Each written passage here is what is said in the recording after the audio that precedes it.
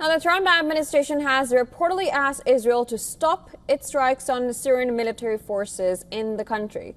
Israel has carried out strikes against Syrian government forces in southwestern Syria for a second day on Tuesday, vowing to keep the area demilitarized and to protect the Druze minority as deadly clashes continue in the region at the Israeli frontier.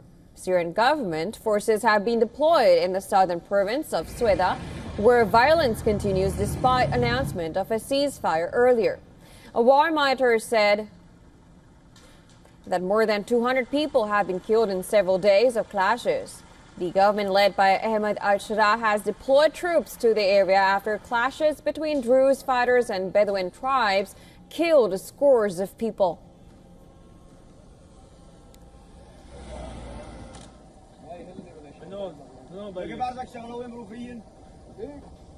According to an information that first appeared in Israeli media and that was reported by an Axios reporter, the Trump administration asked Israel to stop its strikes on Syrian military forces. The report, citing a U.S. official, said that U.S. has assured the Americans that it would cease the attacks on Tuesday evening.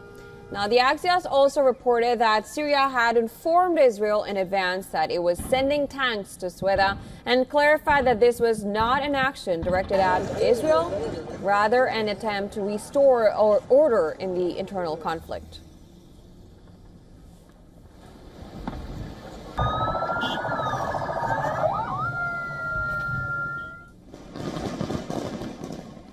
Israel's military released a video on Tuesday which it says shows various Syrian military vehicles being targeted by airstrikes. The Syrian Observatory for Human Rights said Israel struck a tank belonging to the Syrian military as forces began to move in deeper into the city of Sweda. Israel, which has its own Druze minority, has sought to portray itself as a defender of the community, while also warning the Syrian government against maintaining any military presence south of Damascus. We are also operating in Syria from the morning. We have a commitment in Israel to maintaining the southwestern region of Syria as a demilitarized zone. We will not allow a return to a situation where a second Lebanon is established there, and we are also committed to protecting the Druze residents. We are doing this through intensive operations. I hope we will not have to operate more. This depends very much on what is understood and done, and also not done, in Damascus. Meanwhile, hundreds of youth from the Druze minority gathered in the town of Mazda Shams in the Israeli-occupied Golan Heights, as Israel said it was operating in southern Syria. Waving the Druze flag, youth gathered near the border fence where Israeli soldiers could be seen on the opposite side. Reports also said that Israeli forces also let dozens of Druze cross the border fence in the Mazda Shams area and crossed into the Syrian territory. Now, clashes began on Sunday between factions from the Druze religious minority and the Bedouin tribes, who are Sunni Muslim.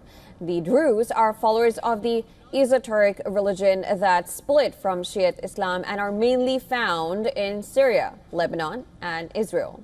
Now, the two sides have a long-standing feud in Sweda. Now, government forces and allied groups, including Bedouins, took control on Monday of several villages near Sweda that were previously run by Druze fighters. A war monitor has accused Syrian government forces and allied groups on Tuesday of killing Druze civilians in field executions around Sweda. During Syria's 14-year civil war, which started after Assad's violent repression of peaceful protests in 2011, the Druze formed their own armed groups to protect their heartland in Sweda away from major battles. In January, the two largest groups, the Men of Dignity Movement and the Mountain Brigade, said they were ready to join the new national army under al-Shara's government.